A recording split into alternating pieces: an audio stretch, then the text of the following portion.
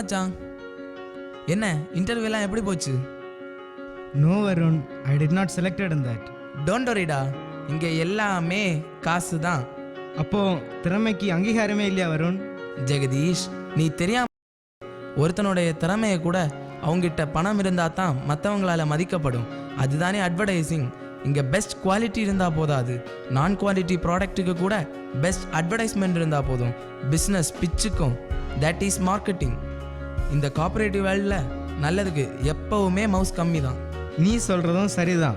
உப்பு போட்ட உம்மிக்கிரியும் வேம்பும் வச்சு பல் துளைக்கிட்டு இருந்த மக்கள்கிட்ட கால்சியம் நிறைந்த கோல்கேட்டை வச்சு ப்ரஷ் பண்ணாதான் பல் ஸ்ட்ராங்காக இருக்குன்னு சொன்ன அதே கம்பெனி தான் இப்போ உங்கள் டூத்பேஸ்ட்டில் உப்பு இருக்கா, வேம்பின் சக்தி இருக்கான்னு கேட்குது. அந்த அளவுக்கு கார்ப்பரேட் கம்பெனிஸ் நம்ம மூளையை மழுங்கடிச்சிக்கிச்சு. கரெக்டாக ஜெகதீஷ், இது நாம் மட்டும் நினச்சா மாற்றக்கூடிய விஷயம் இல்லை. தனி மனிதன் கடமையை உணர்ந்து ஒவ்வொரு மனிதனும் மாற்ற வேண்டிய விஷயங்கள். ஓகே ஜெகதீஷ், சஞ்சுவை பற்றி கேட்டேல்ல, சஞ்சு இங்கே தான் சென்னையில் தான் இருக்கா. Today shall we go and meet her? ஓகேடா.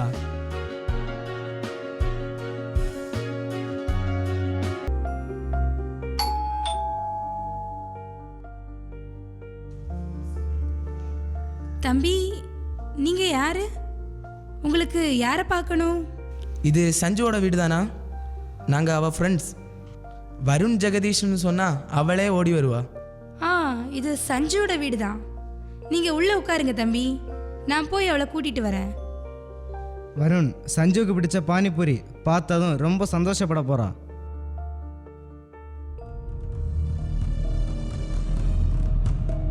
ஓ பேபி பேபி அழாதீங்க. பேபி, உனக்கு பசிக்குதா? சாப்பாடு ஊட்டி விடவா? வேண்டாமா? அப்போ உனக்கு என்ன வேணும்?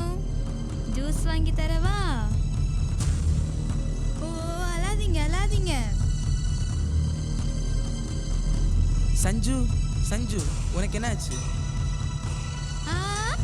நீங்க யாரு? நீங்க யாரு? என் பாப்பாவை தூக்கிட்டு போக வந்தீங்களா? நான் தர மாட்டேன். என் பாப்பாவை யாரையும் தொட விட மாட்டேன். பாப்பா பாப்பா, நீ பயப்படாத, உன்னை யாரும் எதுவும் பண்ண முடியாது. அம்மா, நான் உன் கூட இருக்கேன், சரியா? பயப்படாத, நீ தூங்கு, நான் தாலாட்டு பாடுறேன். ஆராரோ ஆராரோ, தூங்கு தூங்கு தூங்கு, ஆராரோ. சஞ்சு, வருண், நம்ம சஞ்சுக்கு என்னாச்சு? ஐயோ, சஞ்சு என்னால் இப்படி பார்க்க முடியல. Aunty, what happen to Sanju? என்ன ஆச்சு அவளுக்கு? சொல்லுங்க ப்ளீஸ். உனக்கு பசிக்குதா? தம்பி, ஊட்டி விடவா? சஞ்சு ரொம்ப நல்ல பொண்ணு. திருமணத்துக்கு முன்னாடி பல கனவுகளோட வாழ்ந்த அவளுக்கு திருமணத்துக்கு பிறகு அவ குழந்தை தான் எல்லாமா இருந்துச்சு. அந்த குழந்தையோட தேவைகளை நிறைவேற்றுறதுலயே அவ ரொம்ப சந்தோஷப்படுவா. ஒரு நாள் ஸ்கூலுக்கு போன அவ குழந்தை வீட்டுக்கு திரும்ப வரவே இல்லை. 3 மாசம் கழிச்சு அந்த குழந்தையோட உயிரில்லாத பலரால சீரழிக்கப்பட்ட டெட் பாடி தான்ப்பா கிடைச்சிச்சு. பெத்தவ பித்து பிடிச்சு போய் உட்கார்ந்துட்டா. Oh my God. ஜெகதீஷ், நம்ம சஞ்சுக்கு ஒன்றும் இல்லை. இப்போ பாரு, அவ சரியாயிடுவா.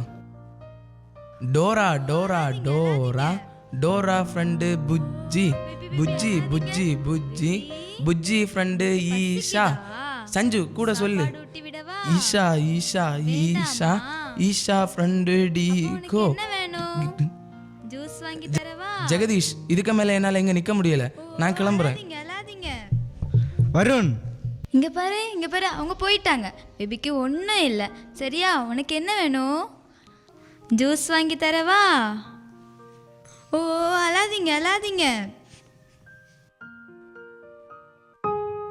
அம்மா, பேபி, அம்மா, பேபி, பேபி எங்க இருக்க? அம்மா, பேபி, பேபி, அம்மா, பேபி எங்க இருக்க? பேபி, அம்மா, பேபி, பேபி, அம்மா, பேபி.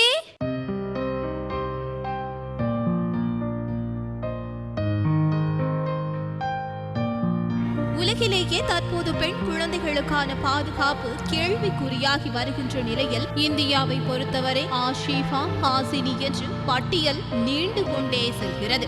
பெண் குழந்தைகளுக்கு எதிராக நாளுக்கு நாள் அதிகரிக்கும் பாலியல் கொடுமைகள், மரண தண்டனைகள் அறிவித்தும் அரங்கேறுகிறது.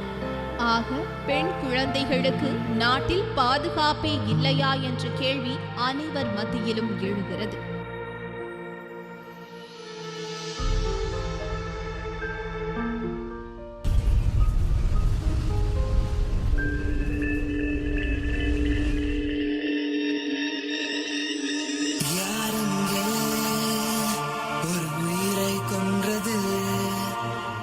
சொல்லி இந்த உரிமை வந்தது. பெண் என்றால் அதை தெய்வம் என்கிறாய். ஒரு பெண் பிறந்தால் அதை ஏன் கொள்கிறாய்?